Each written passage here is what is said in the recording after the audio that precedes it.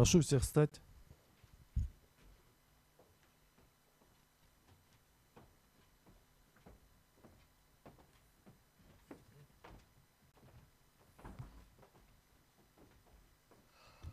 Провозглашается резолютивная часть решения именем Кыргызской Республики.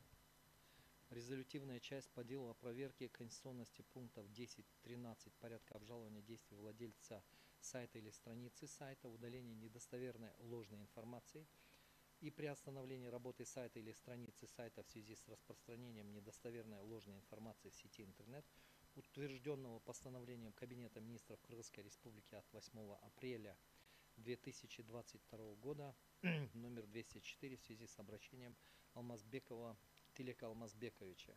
Конституционный суд 28 февраля 2024 года, город Бишкек. Конституционный суд Кыргызской Республики в составе председательствующего Асканбаева, судьи Айдарбековой, Бобукеевой, Дюшеева, Джолдошевой, Касымалиева, Кадырбаева, Шашиналиева, пресс-секретаря Талайбековой с участием обращающей стороны Алмазбекова Тилека Алмазбековича, стороны ответчика Тойчиева Азамата Батырбековича, представителя Кабинета министров Кыргызской Республики по доверенности, третьих лиц Турганбаева Айнура Кимсанбаевны, представителя Министерства юстиции по доверенности, Калмуратовой Зарины Таштановны, Ибрагимова Бектура Бериковича, представителя Министерства культуры, информации, спорта и молодежной политики Кыргызской Республики по доверенности, Нуралиева Тилека Баировича, представителя Министерства цифрового развития по доверенности, Каратеева Кирилла Николаевича, представителя международной правозащитной группы Агора по доверенности, руководствуясь частями 1.2 статьи 97 Конституции Кыргызской Республики, статьями 4, 17, 40, 45 Конституционного закона о Конституционном суде,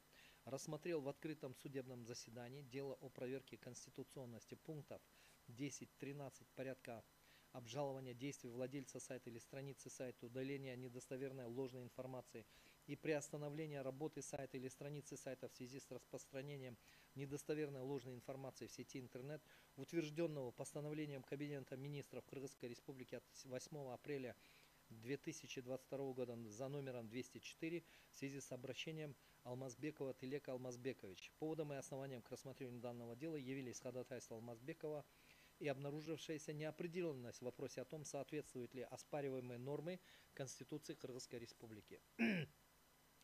Заслушав информацию судьи докладчика Бобукеевой, проводившей подготовку дела к судебному заседанию, исследовав представленные материалы дела, выслушав мнение третьих лиц, руководствуясь пунктом 2 части 2 статьи 97 Конституции, статьями 48, 49, 52 и 53 Конституционного закона о Конституционном суде Кыргызской Республики, Конституционный суд Кыргызской Республики решил признать пункты 10-13 порядка обжалования действий владельца сайта или страницы сайта, удаление недостоверной ложной информации при остановлении работы сайта или страницы сайта в связи с распространением недостоверной ложной информации в сети интернет, утвержденного постановлением Кабинета министров Кыргызской Республики от 8 апреля 2022 года номер 204, не противоречащими части 1 статьи 5, части 3 статьи 23, статьи 1-2 статьи 24 Конституции Кыргызской Республики.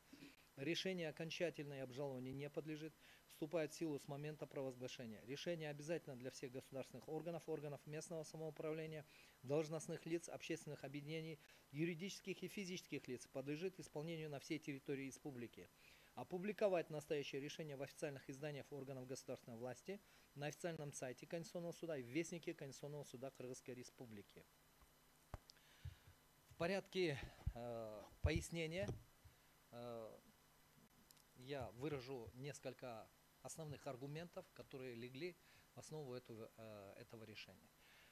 Прежде всего, конечно же, это наполненность информационной среды в интернете, наполненность различного рода информации, в том числе негативной, в том числе зачастую недостоверной информации. Это во-первых, да. Во-вторых, при таком положении дел и учитывая тот вред, который, в общем-то, может быть нанесен именно распространением недостоверной информации, прежде всего Конституционный суд пришел к выводу, что подобные механизмы, во всяком случае, на данном этапе развития нашего общества должен быть. Другой вопрос, что касается механизма, который работает таким или иным образом. И это касается, разумеется, Министерства культуры и информации. Да? На первоначальном этапе, поскольку эти вопросы требуют оперативного разрешения, на первоначальном этапе, когда обращается заявитель и когда на уровне заместителя министра принимается решение, оно не должно быть формальным. При наличии очевидных, неопровержимых доказательств с одной или с другой стороны, это решение должно приниматься именно уже на стадии первоначального обращения заявителя, как в пользу заявителя, так и в пользу владельца сайта. И только при наличии каких-то споров по этому вопросу и неясности этого вопроса, достоверности и недостоверности, этот вопрос может быть оставлен в рамках рассмотрения административной процедуры, о которой мы сегодня все говорили. Понятно содержание решения, да? Заседание Конституционного суда объявляется закрытым.